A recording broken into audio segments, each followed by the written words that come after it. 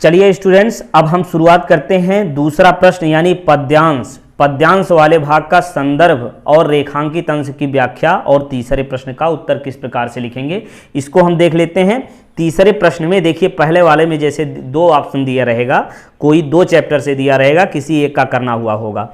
तो पहले में जैसे दिया है, चरण कमल बंदो हरिराई, जाकी कृपा पंग गिरलंघो, अंधे को सब कुछ दर्शाई, बहरो सुनय गूंग पुनि बोले, रंक चले सिर छत्र धराई, सूरदास स्वामी करुणामय, बार बार बंदो तिहि पाई। ठीक, अब इसमें देखिए उपर्युक्त पद्यांश का संदर्भ लिखना है। क्या लिखना है? संदर्भ लिखना है। और दूसरे प्रश्न में रेखांकित अंश की व्याख्या करनी है। तीसरा है पंक्ति में कौन सा अलंकार है, ये पूछा है। ठीक, तो संदर्भ हम लिखने से पहले, सबसे पहले हमें पिछले वीडियो में भी बताया है, क्या करेंगे? शुरुआत के पहले अक्षर देखिए, जैसे चरण कमल, इसमें क्या है? चरण कमल लिखिए, फिर डॉट डॉट करके लास्ट में अंतिम अक्षर लिख दीजिए ती पाई।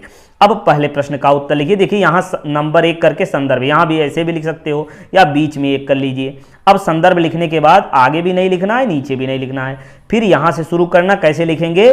प्रस्तुत पद्यांश में महाकवि सूरदास द्वारा रचित सूरसागर महाकाव्य से संकलित हमारी पाठ्य पुस्तक हिंदी पद्य खंड के सूरदास के पद नामक शीर्षक से अवतरित है। ठीक, इस प्रकार से लिखेंगे प्रस्तुत पद्यांश में। पद्यांश यहाँ लिखिए, में महाकवि सूरदास द्वारा रचित सूरसागर महाकाव्य से संकलित हमारी पाठ्य पुस्तक हिंदी पद्य खंड के सूरदास के पद नामक शीर्षक से ये अवतरित है। ठीक, इस प्रकार से लिखेंगे संदर्भ। ठीक, आगे इसके बाद रेखांकित अंश की व्याख्या। देखिए इसमें रेखांकित क्या किया गया है? बहरो सुने गूंगी पुनि बोले, रंक चले सिर छत्र धराई। अब इसकी व्याख्या हम इस प्रकार से करेंगे। देखिए रेखांकित अंश की व्याख्या लिखिए, आगे भी छोड़ दीजिए, नीचे भी। अब यहां से शुरू कीजिए। कैसे? सूरदास जी कहते हैं कि जिनकी कृपा से बहरा व्यक्ति सुनने लगता है तथा गूंगा व्यक्ति बोलने लगता है और गरीब व्यक्ति अपने सिर पर छत्र धारण करके चलता है, ऐसी कमल रूपी चरण वाले भगवान श्री कृष्ण की मैं वंदना करता हूं।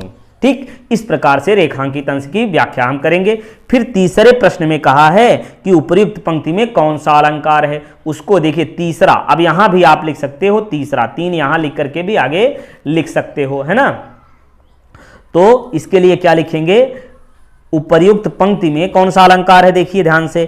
इसमें क्या ऊपर दिया हुआ चरण कमल बंदो है, यानी चरण को कमल मान लिया गया है। चरण को क्या किया गया है? कमल मान लिया गया है, यानी दोनों में समानता दिख रही है ना। तो यहां कौन सा अलंकार हो गया? रूपक अलंकार हो गया। आगे इसमें देखिए क्या है? बंदो चरण कमल बंदो हरिराई। देखिए चरण में भी रा आ गया, हरिराई उसमें भी रा आ गया, तो कई बार रा की पुनरावृत्ति हो रही, इसका मतलब इसमें अनुप्रास अलंकार भी है।